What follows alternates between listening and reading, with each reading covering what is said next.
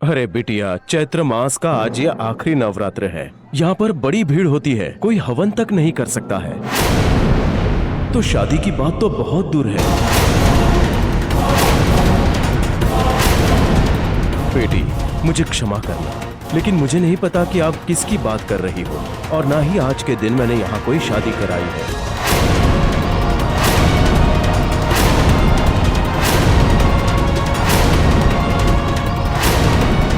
अब मैं चलता हूँ, मुझे बहुत काम है। रुकिए पंडित जी, आप मंदिर में खड़े होकर इतना बड़ा झूठ कैसे बोल सकते? आपकी आंखों के सामने वीरू मुझ पर और मेरी बहन पर बंदूक ताने खड़ा था। आज उस आदमी की वजह से मैंने अपनी बहन खो दी। और आपके कहने का मतलब है कि कोई आदमी यहाँ पर बंदूक लेकर आया और उसने आपकी बहन पर गोली चला दी।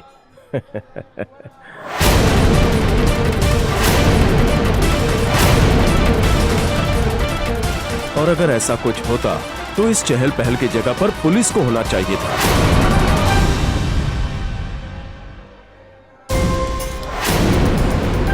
लगता है बेटी, तुमने कोई बुरा सपना देखा है जिसे तुम सच समझ बैठी हो। मैं माता रानी से तुम्हारे लिए प्रार्थना करूंगा कि वो तुम्हें इस सदमे से निकलने की शक्ति दे।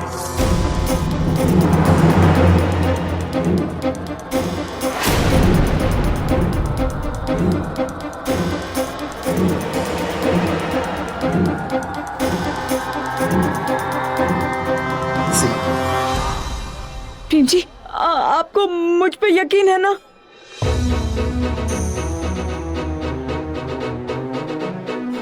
माता जी, मेरा विश्वास कीजिए, मैं सच बोल रही हूँ।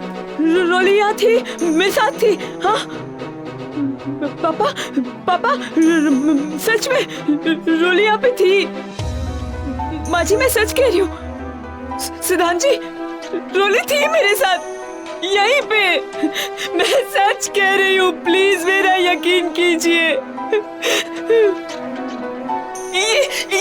इसी जगह पर यहाँ पर हवन कुंड रखा हुआ था, जहाँ वीरू रोली के साथ फेरे ले रहा था। मैंने रोका तो वीरू बौखला गया और फिर गुस्से में उसने अपनी बंदूक निकाल ली और मेरी रोली पर बंदूक चला दी उसने।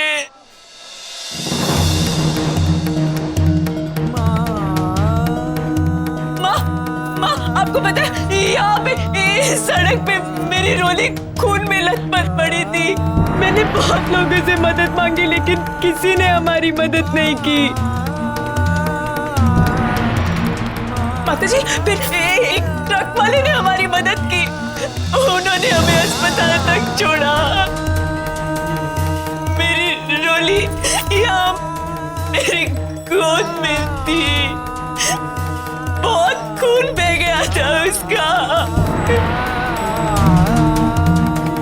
उसने मुझे बहुत सारी बातें की। उसने मुझसे हम सबसे माफी भी मांगी।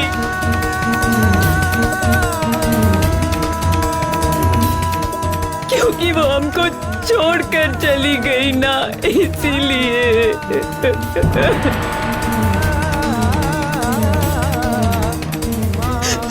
सिद्धार्थ जी, रोली ने मुझसे कहा था कि मैं आपको बताऊं कि वो आपसे बहुत प्यार करती है सिद्धांत जी, और उसका प्यार हमेशा आपके साथ रहेगा, हमेशा।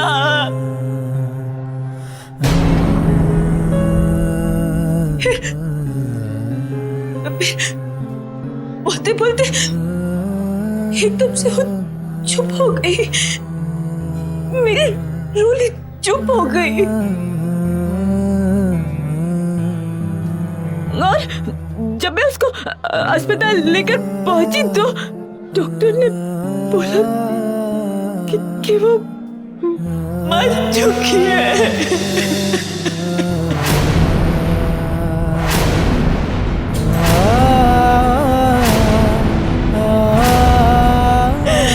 और अभी सब कह रहे हैं कि ये झूठ है। ऐसा कैसे हो सकता है?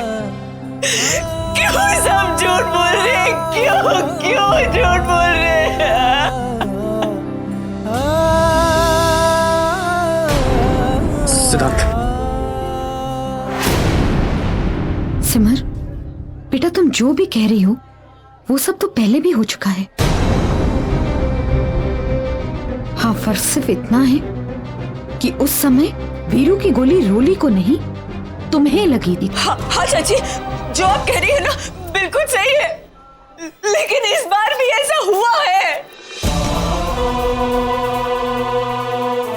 चाची, मैं ये सब जो कह रही हूँ ना, ये सदमे में नहीं कह रही, मैं सच कह रही हूँ। अपने पूरे होशो आवाज में कह रही हूँ मैं। मेरी रोली थी यहाँ, मेरे साथ थी। मेरा यकीन कीजिए प्लीज, मेरा यकीन कीजिए। प्रेम जी, सबको बताइए ना, मैं जो कह रही हूँ वो सच है। प्लीज प्रेम जी बोलिए ना, जवाब दीजिए ना प्रेम जी।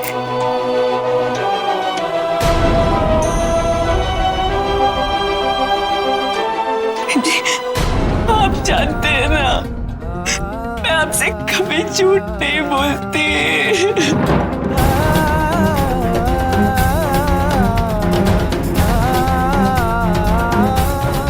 बोलिए ना प्रेम जी, मैं सच कह रही हूँ, मेरा यकीन कीजिए। प्रेम बेटा, सिमर को संभालो। अब हम सब होटल चलेंगे, वहां जाकर सोचेंगे कि इस समस्या का क्या समाधान हो सकता है, लेकिन फिलहाल यहां से चलो। जी।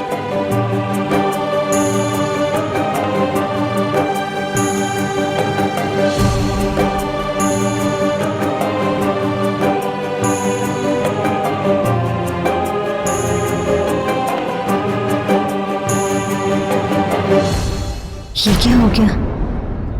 सारी की सारी कहानी ही पलट गई। जिसे लेने आए थे वो तो मिली नहीं, ऊपर से सिमर भी गई काम से। खुशी ने मुझे यहाँ भेजकर बहुत अच्छा किया। मुझे जल्द से जल्द उसे फोन करके खुशखबरी सुनानी होगी।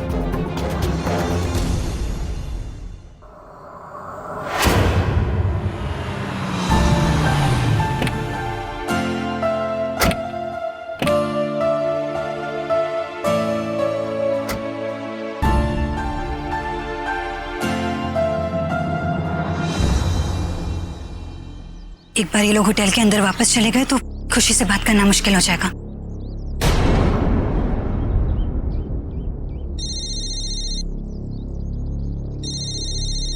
हाँ नैना, बताओ वहाँ के क्या हालचाल है? खुशी, लगता है रोली के मरने के गम में सिमर पागल हो गई है।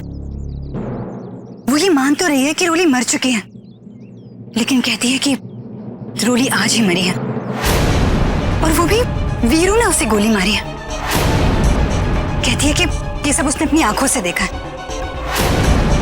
लेकिन यहाँ पर एक भी ऐसा आदमी नहीं है जो ये बात को साबित कर सके। रोली और वीरू को किसी ने नहीं देखा। अच्छा खुशी, मुझे फोन रखना होगा। अगर इन्होंने मुझे तुमसे बात करते हुए देख लिया तो मुसीबत हो जाएगी। हम होटल वापस पहुंच चुके हैं। Okay, bye.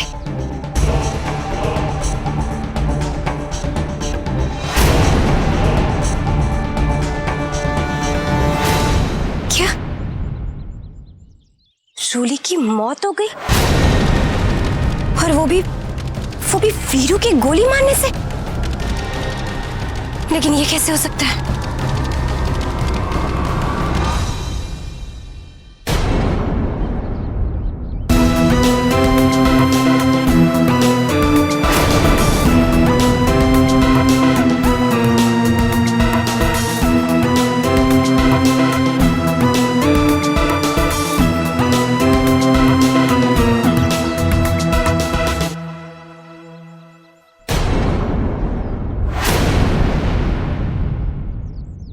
मजबूरी थी मेरी।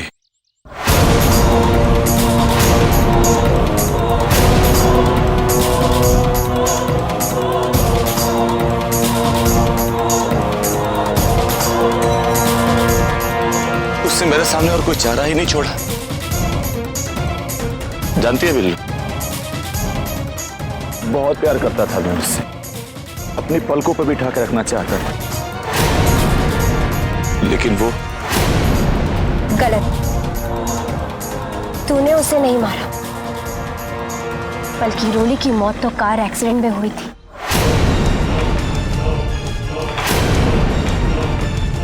नहीं बिल्लू, मैंने रोली को अपने हाथों से मारा। नहीं वीरू, मैंने कहा ना नहीं। रोली की मौत एक कार एक्सीडेंट में हुई। सब लोग यही मानते हैं और आगे भी यही मानते आएंगे, क्योंकि उसके आगे के सारे सबूत मैंने मिटा दिए।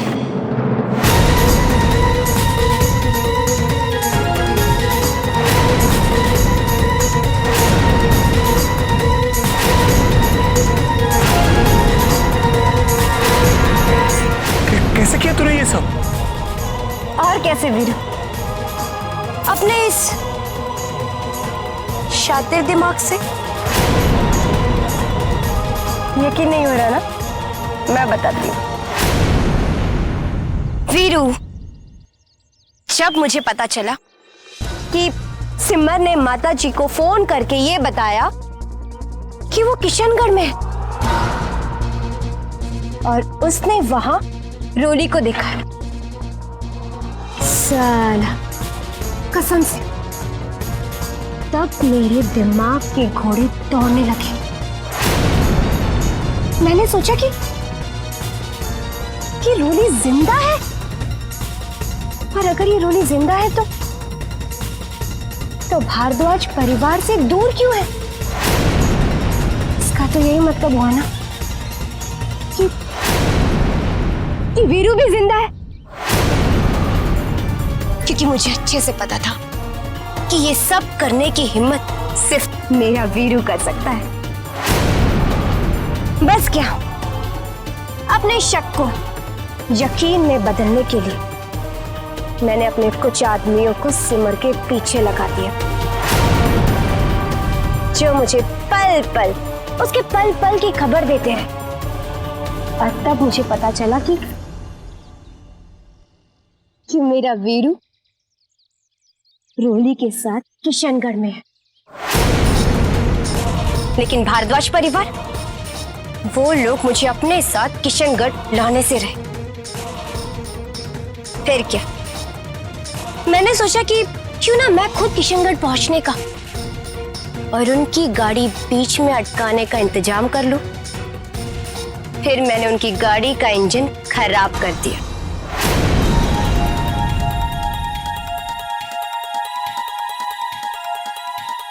और उनकी गाड़ी बीच में अटक गई। क्या हो पापा? बेटा अपने आप बंद पड़ गई है। और उनके किशनगढ़ पहुंचने से पहले मैं वहां पहुंच गई।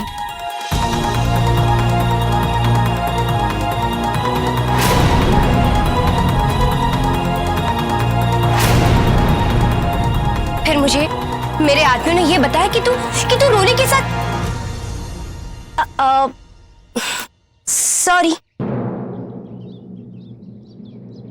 विद्या के साथ मंदिर में शादी करने जा रहे। लेकिन हमेशा की तरह सिमर भारद्वाज बीच में आ गई और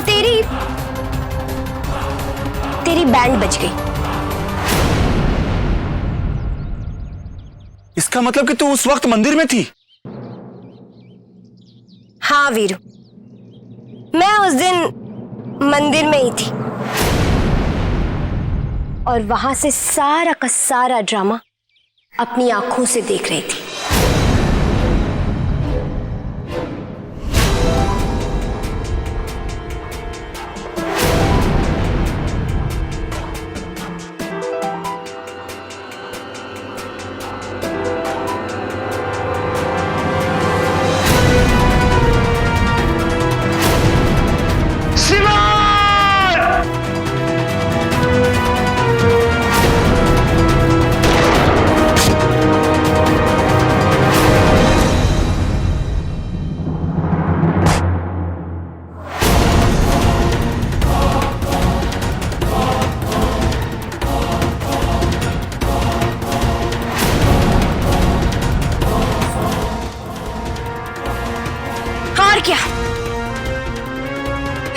हॉस्पिटल तक उस सिमर का पीछा किया, लेकिन वहां जाकर मुझे पता चला कि रोली की मौत तो आधे रास्ते में ही हो गई थी।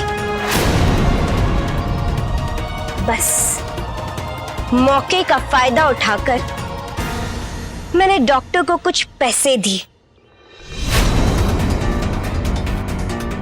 ताकि वो सारे के सारे सबूत मिटा सके और भारद्वाज परिवार के सामने सच बोलने से साफ मुकर जाए।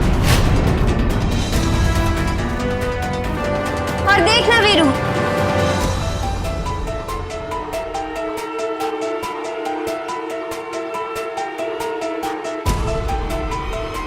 पैसे की ताकत उस डॉक्टर ने अपने स्टाफ के साथ मिलकर रोली की बॉडी को अच्छे से ठिकाने लगा दी। और तो और जब सिमर भारद्वाज बेहोश थी तब उसकी साड़ी में से खून के सारे दाग केमिकल से मिटा दी।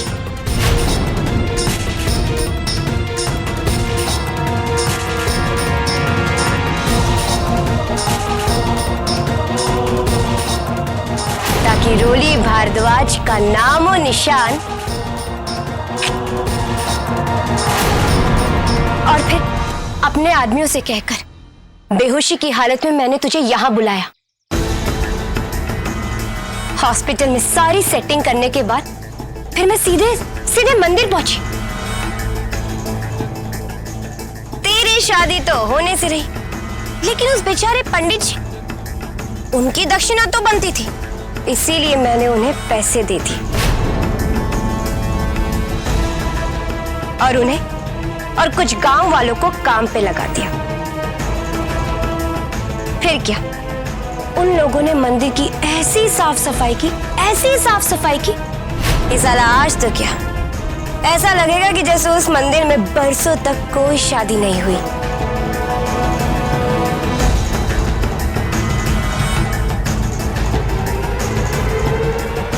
जिस पल से मुझे ये पता चला कि रोली भारद्वाज जिंदा है, तब से इस खेल की कमान मेरे हाथों थी। बेचारी सिमर भारद्वाज और उसका प्यारा परिवार, उन लोगों को तो ये भी नहीं पता कि अब तक वो लोग किसके इशारों में नाच रहे थे।